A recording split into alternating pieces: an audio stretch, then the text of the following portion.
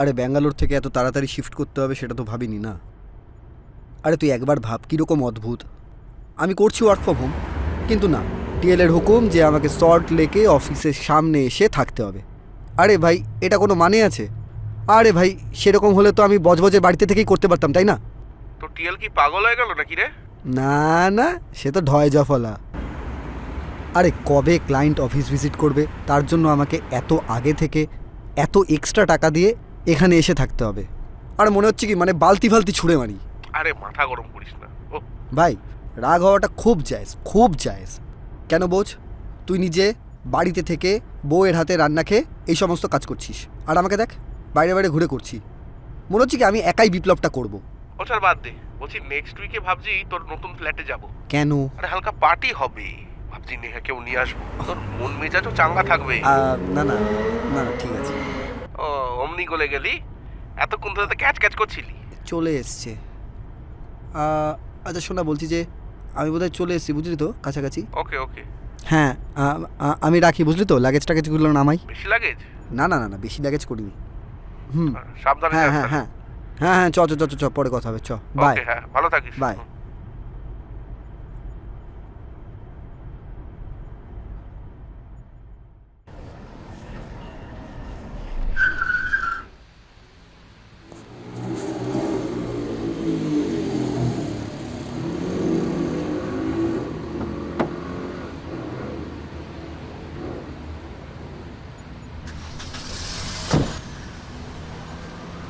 চলো, টাটা।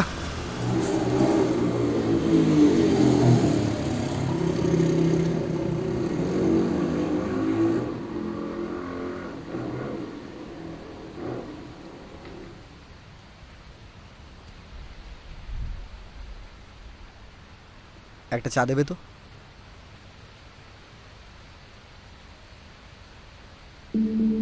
নতুন নাকি? হ্যাঁ, নতুন। কত নম্বরে উঠলেন?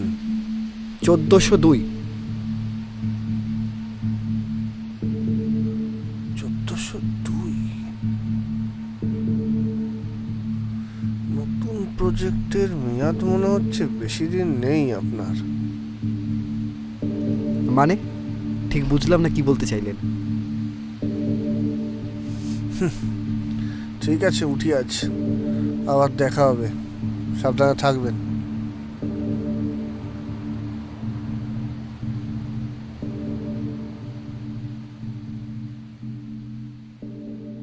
কত হলো?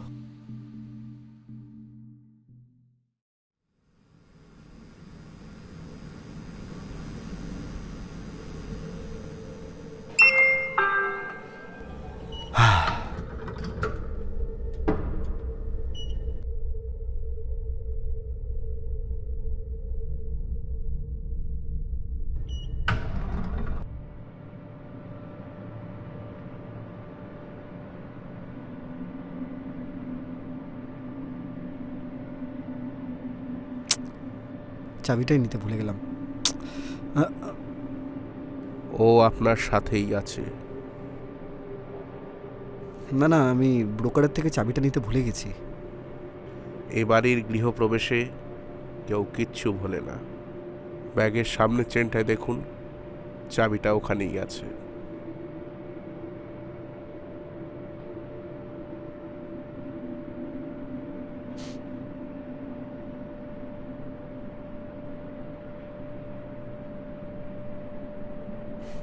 তাহলে হয়তো ওটা ওই বাবা ব্যাগে রেখে দিয়েছিল।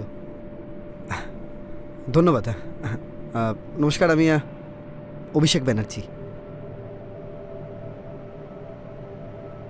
আমার হাতটা একটু এঁটো। আমার নাম মণিকান্ত।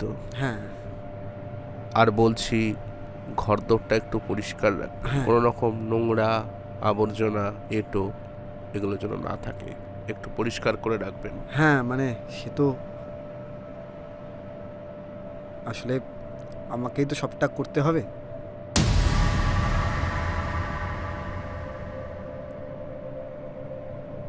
মণিকান্ত বাবু, চা চলে চাপ বাবা।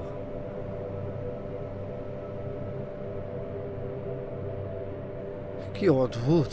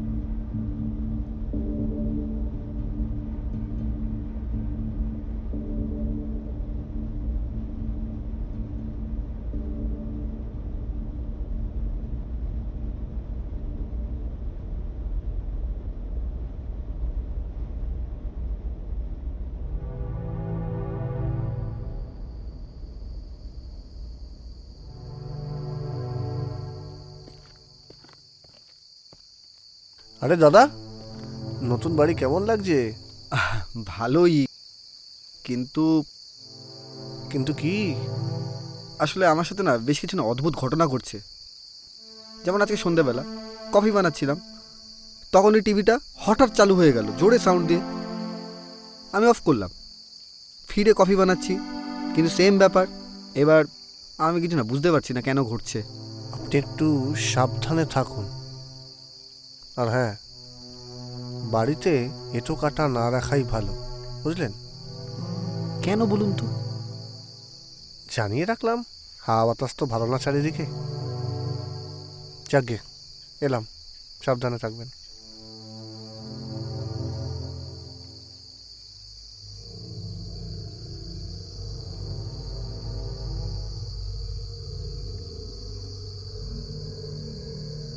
তা বুঝলাম, কিন্তু অতগুলো দাম দিয়ে জিনিস কেনার কোনো মানে আছে? তার মধ্যে বাবা তোকে ক্রমাগত বলে চলেছে ওষুধগুলো নিয়ে যা নিয়ে যা, সেগুলোও নিস না।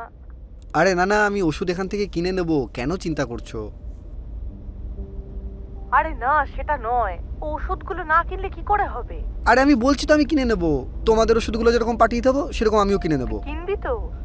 হ্যাঁ মা, আমি সত্যি বলছি কিনে নেব, তুমি কেন এত চিন্তা করছো?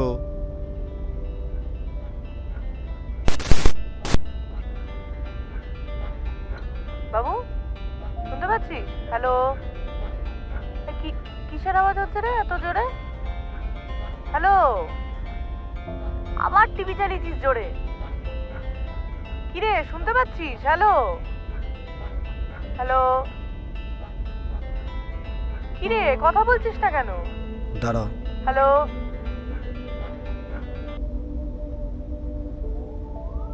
হ্যালো। জানো মা, আমার সাথে না সকাল থেকে কিরকম অদ্ভুত অদ্ভুত ঘটনা ঘটছে, কি হচ্ছে কিছু বুঝতে পারছি না। কি হয়েছে? আরে কি আবার ঘটনা? তো তুই ঠিক আছিস তো? তোর শরীর ঠিক আছে তো? আরে আমার শরীর ঠিক আছে, আমি ঠিক আছি, কিন্তু ফ্ল্যাটে আমি যতবার কোনো কাজ করছি আমার মনে হচ্ছে আমার উপর কেউ নজর রাখছে। কি জানি কি হচ্ছে। কি যাতে বলছিস তুই? এই, তোকে ওখানে থাকতে হবে না, তুই কালকেই চলে আয়। সেসব বলে হয়? 3 মাসের টাকা অ্যাডভান্স করা আমার, কাল থেকে নতুন প্রজেক্টে কাজ শুরু হচ্ছে।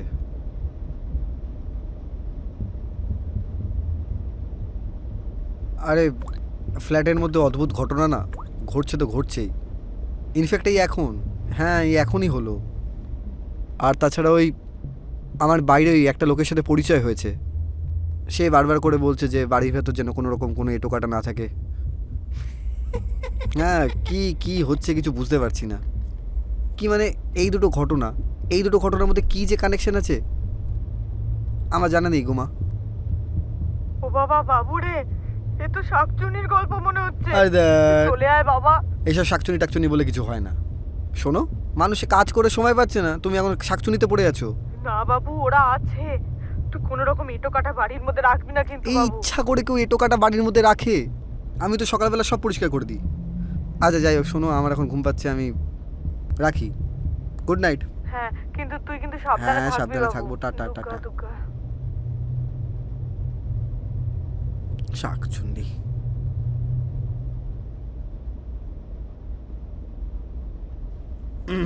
আহ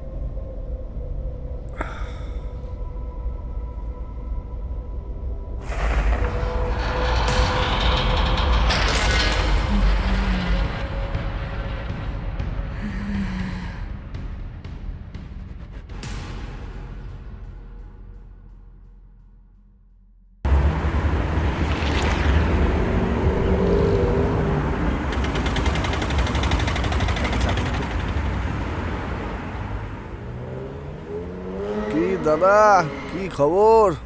গুড মর্নিং। ও দাদা, টেনশনে আছেন নাকি? সব ঠিক আছে তো? কালকে বিকেলবেলাও না আমার সাথে একটা অদ্ভুত ঘটনা ঘটলো। আচ্ছা, আপনি কিছু জানেন এই ব্যাপারে?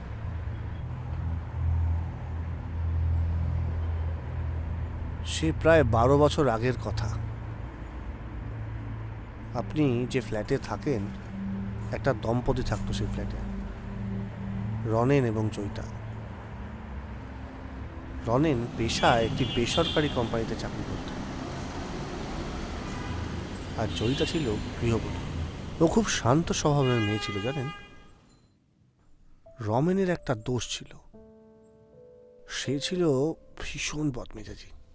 কথায় কথায় জয়িতাকে খাওয়া দাওয়া নিয়ে খোঁটা দিত।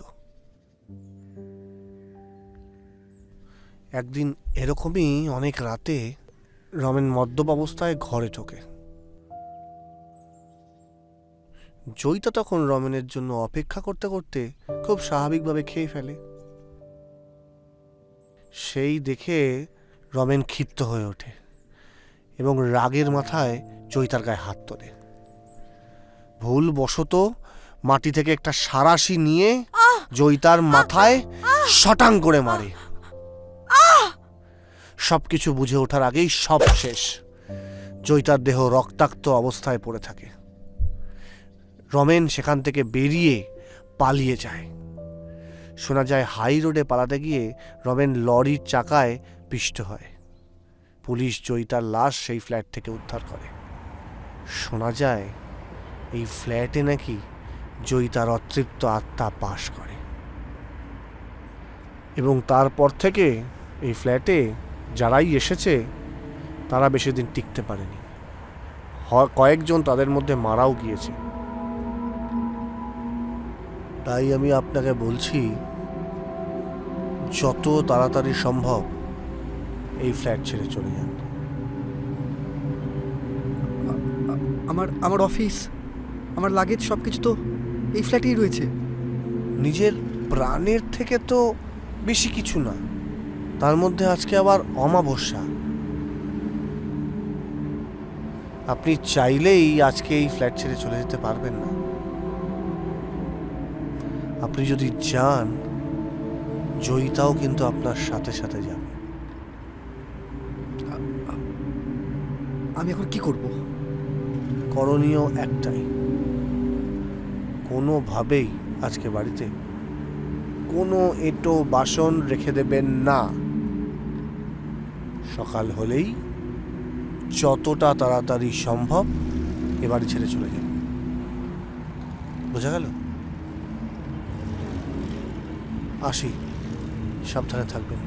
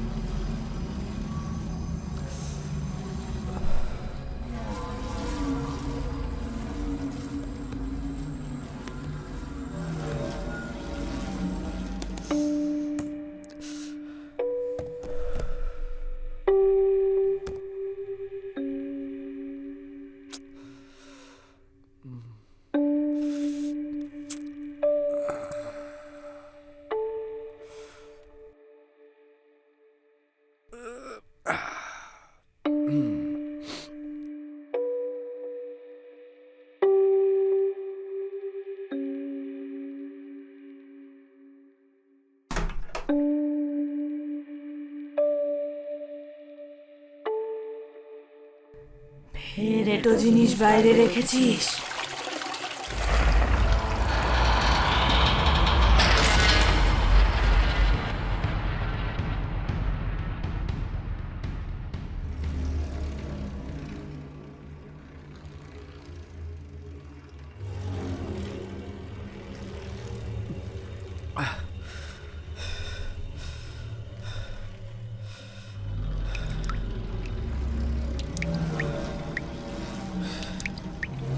কি রে ছোড়া, ফের এটো ফেলে রেখেছিস?